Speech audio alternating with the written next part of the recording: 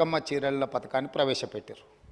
నేను సూటిగా వారిని అడుగుతున్న ఒకటే మాట, అక్కడ ఇక్కడ డొంక తిరుగుడు కాకుండా మీరు ఈ పథకాన్ని ప్రారంభించిన సంవత్సరం మీరు సిరిసిల్లలో నేత కార్మికులకు పనిచ్చి బతుకమ్మ చీరలు తీసుకొచ్చి ఆడబిడ్డలకు పంచిపెట్టినరా, లేకపోతే మీ బినామీలకు కాంట్రాక్ట్లు ఇచ్చి సూరత్ వెళ్ళి సూరత్లో మీ తూకం కింద చీరలు తీసుకొచ్చి చీరల సైజు కంటే సైజు తక్కువ కట్ చేసి దండి కొట్టి ఆడబిడ్డలకు పంచిపెడితే ఆడబిడ్డలు తిరుగుబాటు చేసి ఇవి బతుకమ్మ చీరలు ఆడబిడ్డలు కట్టుకునేటివి కావు అని చెప్పి ఆడబిడ్డలు తిరుగుబాటు చేసిన మాట వాస్తవం కాదా?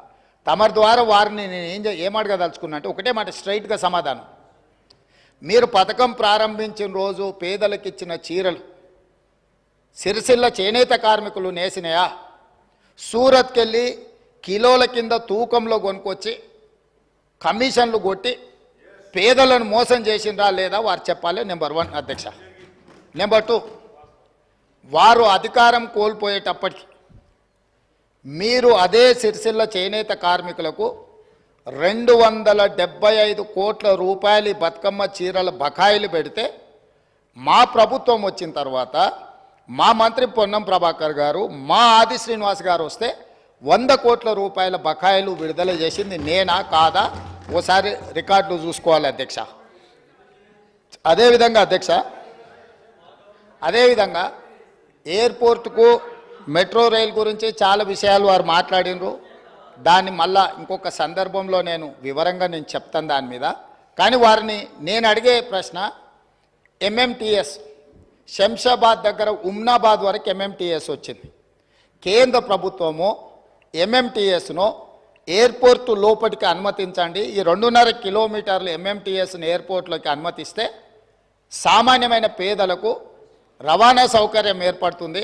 హైదరాబాద్ మహానగరాన్ని నుంచి అంతర్జాతీయ ఎయిర్పోర్ట్కు ఎంఎంటీఎస్ ఏర్పాటు చేస్తామని కేంద్ర ప్రభుత్వం దాదాపుగా 7 సంవత్సరాలు 2.5 కిలోమీటర్లు భూమి ఆ ఎంఎంటీఎస్ నిర్మించడానికి అడిగితే మేము ఇవ్వము, ఈ పథకమే అక్కర్లేదు అని ఎంఏయుడి మినిస్టర్గా ముఖ్యమంత్రిగా చంద్రశేఖరరావు గారు, తారక రామారావు గారు కేంద్ర ప్రభుత్వం అతి తక్కువ ఖర్చుతో అంతర్జాతీయ ఎయిర్పోర్ట్కు ఎంఎంటీఎస్ నిర్మిస్తామంటే వద్దని తిరస్కరించిన మాట వాస్తవమా కాదా?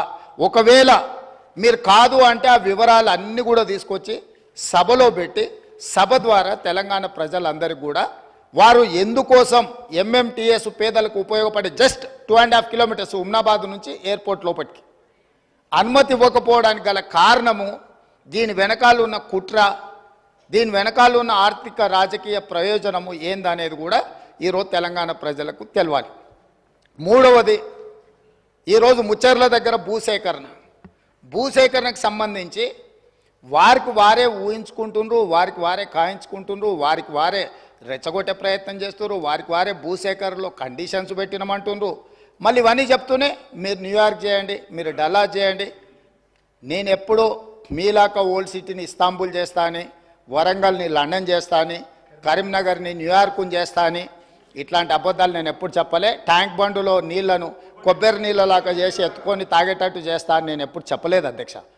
నేను స్పష్టంగా తమరి ద్వారా వారికి ఏమైనా అనుమానం ఉంటే ఈరోజు అక్కడ భూసేకరణకు సంబంధించి ఫార్మాసిటీతో పాటు అలైడ్ ఇండస్ట్రీస్ కోసం భూసేకరణ చేస్తున్నామని నోటిఫికేషన్లు ఇచ్చిండ్రు. కావాలంటే ఆ నోటిఫికేషన్ నేను అధికారులకు చెప్పి తెప్పిస్తాను. దాంట్లో ఉన్న కండిషన్స్ ఏంది, ఏ మేరకు అక్కడ భూసేకరణ జరిగింది, భూసేకరణకు నోటిఫికేషన్ ఇచ్చిండ్రు అనేదాన్ని నేను స్పష్టంగా వారికి చెప్తాను అధ్యక్ష. ఈరోజు ఆజమాబాద్ ఇండస్ట్రియల్ ఏరియా ఆనాడు ఇండస్ట్రీస్ పర్పస్కు అదర్ పర్పస్కు గవర్నమెంట్ ఇచ్చింది. ఈనాడు ఈ ప్రభుత్వము వాటిని మొత్తం రెసిడెన్షియల్ కింద మార్చుతామని పాలసీ మార్చుకోలేదా అధ్యక్ష? దాంతో భూసేకరణ భూమి అంతా బద్దలైపోయిందా? ఈరోజు ప్రభుత్వం ఫార్మా అండ్ అలైడ్ ఇండస్ట్రీస్తో పాటు అక్కడ నేను తమ ద్వారా వారికి ఈ